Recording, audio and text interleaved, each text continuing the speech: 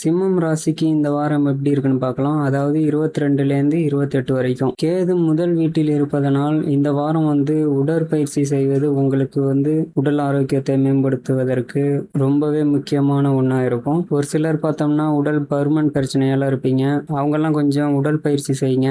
நிறைய கிண்டலுக்கும் கேலிக்கும் ஆளாயிருப்பீங்க. நீங்கெல்லாம் முக்கியமா நீங்க உடற்பயிற்சியில கொஞ்சம் கவனத்தை செலுத்துவது நல்லது. குரு 12ஆம் வீட்டில் இருப்பதனால் இந்த வாரம் சிறிய அளவிலான நிலம் மற்றும் நிதி தொடர்பான பரிவர்த்தனைகளுக்கு மிகவும் சாதகமாக இருக்கும். பெரிய பெரிய முதலீடு செய்வதை இப்போதைக்கு தவிர்ப்பது நல்லது. அப்படி முதலீடு பண்ணே ஆகணும் அப்படின்னு நீங்க நினைச்சீங்கன்னா பெரியவங்க மூத்தவங்களோட ஆலோசனை கேட்டுக்கிட்டு அதுக்கேற்றபடி நடந்துக்கிறது நல்லது. இந்த வாரம் நீங்க குடும்ப பொறுப்புகளை நன்றா புரிஞ்சுப்பீங்க. உங்க குடும்ப உறுப்பினர்களின் தேவைக்கு முக்கியத்துவம் கொடுப்பீங்க.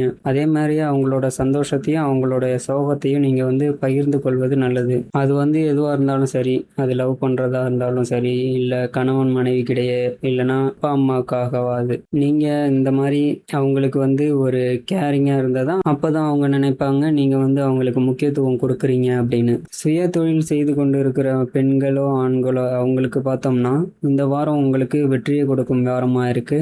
இதனால உங்களுக்கு சமூகத்திலையும் வீட்டிலையும் உங்களுக்கு மரியாதை கிடைக்கும். இது உங்களை மேலும் சிறப்பாக செயல்படுத்த ஊக்குவிக்கும். உயர்கல்வி பயிலும் மாணவர்களுக்கு இந்த காலம் மிகவும் சாதகமாக இருக்கு.